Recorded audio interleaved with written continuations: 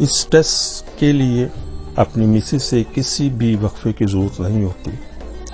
بغیر کسی انٹرکورس کے وقفے سے آپ کسی بھی ہاسپٹل میں جا کر یہ ٹیسٹ کروا سکتے ہیں، اور انشاءاللہ صرف ایک یہ سنگل ٹیسٹ سے آپ کے ایزوسپرمیا کی قسم کا تعین ہو جائے گا. اس کی اقسام کے ذکر سے پہلے ایک انتہائی ضروری ایک دو باتیں کرنا ضروری سمجھتا ہوں، وہ بھی نوٹ فرما لیں.